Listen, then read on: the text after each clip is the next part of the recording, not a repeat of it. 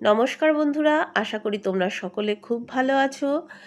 আজ আমি তোমাদের সামনে হাজির হয়েছি একটি নতুন রেসিপি পটল বাহার নিয়ে।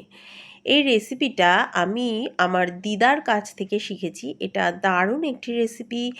একবার খেলে তোমরা কোনোদিনও ভুলবে না। এর টেস্ট অসাধারণ। এই পটল বাহার দিয়ে এক থালা ভাত সহজেই খেয়ে নিতে পারবে। এর জন্য আমি নিয়েছি এখানে চিংড়ি মাছ।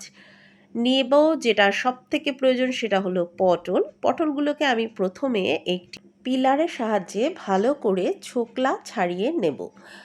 দেখো, এইভাবে ছোকলাগুলো ছাড়িয়ে নিতে হবে।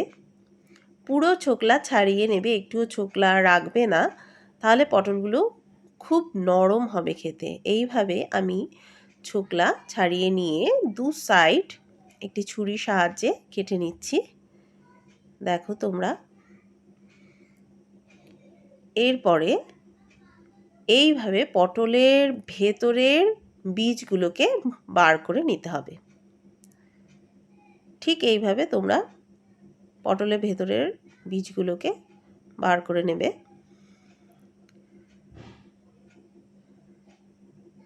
দেখো, সবগুলো পটল আমার কাটা হয়ে গেছে। ভেতরটা এইভাবে একদম পুরো ফাঁকা করে নেবে।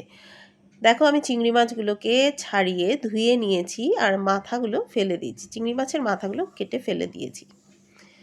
চিংড়ি মাছগুলো অনেক বড় সাইজের, তাই জন্য আমি টুকরো টুকরো করে কেটে নিয়েছি। আর আমি এদিকে মশলা হিসেবে নিয়েছি পেঁয়াজ, টমেটো, আদা, আর নিয়েছি কয়েক কোয়া রসুন আর দুটো শুকনো লঙ্কা। এগুলোকে আমি একটি মিক্সচার বোলের মধ্যে দিয়ে ভালো করে মিক্সড করে নেব। এর মধ্যে দিয়ে দিচ্ছি সাদা জিরে। এবার ওগুলোকে আমি মিক্সড করে নিচ্ছি আর একটি কড়াই বসিয়ে গ্যাস অন করে তার মধ্যে সর্ষের তেল দিয়ে দিচ্ছি আর দিয়ে দেব চিংড়ি মাছ। চিংড়ি মাছগুলোকে আমি প্রথমে নুন হলুদ মাখিয়ে নিচ্ছি। ভালো করে একটু নুন হলুদ মাখিয়ে নিতে হবে। তারপরে এটাকে তেলের মধ্যে ভাজার জন্য আমি দিয়ে দেব। দেখো, ঠিক এইভাবে চিংড়ি মাছটাকে ভাজার জন্য দিয়ে দিলাম।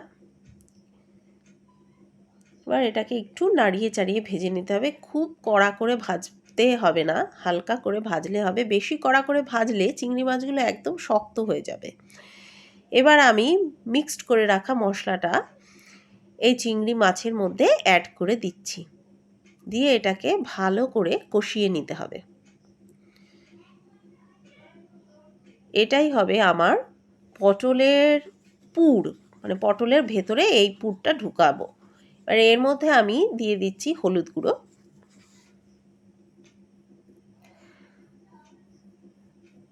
এবার দেব নুন।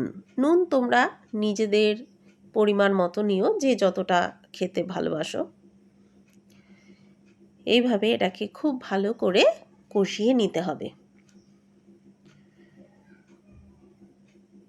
পুরের পরিমাণটা একটু বেশি হতে হবে, তাহলে পটলটা খেতে বেশি ভালো লাগবে। দেখো, একদম আমার চিংড়ি মাছের পুর রেডি হয়ে গেছে আর কত সুন্দর কষানো হয়ে গেছে, কালার চেঞ্জড হয়ে গেছে।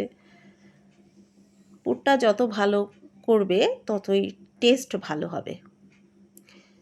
ব্যাস হয়ে গেছে, এবার আমি নামিয়ে নেব। বা নামিয়ে ঠান্ডা করে এই দেখো, আমি এই পটলের মধ্যে এইভাবে এই চিংড়ি মাছের পুরটা ঠেসে ঠেসে ভরে দেবো।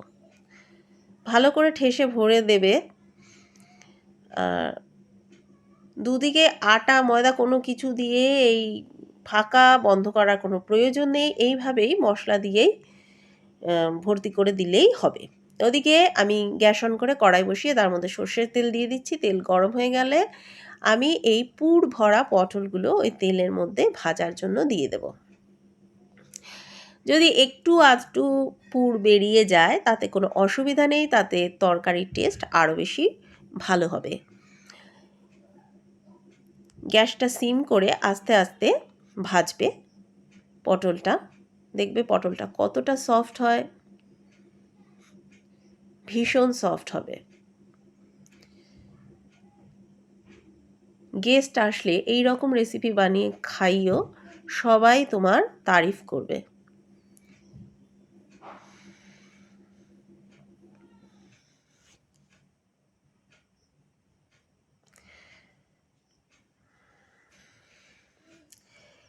এইবার আমি এর মধ্যে মশলা হিসেবে দেব নারকেল।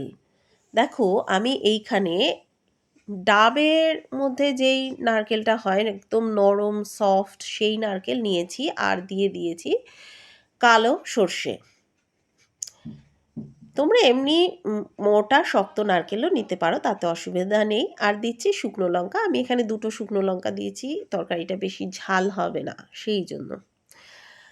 নরম নারকেল নিলে আরও বেশি ভালো হয়, সেই জন্য আমি নরম নারকেল নিয়েছি। নিয়ে ওটাকে পেস্ট করে নিচ্ছি, নিয়ে একটি চালনি বা ছাঁকনির সাহায্যে এটাকে ছেঁকে নেব। খুব ভালো করে ছেঁকে নিতে হবে যাতে এর মধ্যে কোনো রকম কোনো কিছু না থাকে। দেখো কত সুন্দর ছাঁকা হয়ে গেছে, একদম কোকোনাট মিল্ক শেকের মতন রেডি হয়ে গেছে। এবার এই মিশ্রণটাকে আমি ভেজে রাখা পটলগুলোর মধ্যে ঢেলে দেব, আর দিয়ে দেব নুন।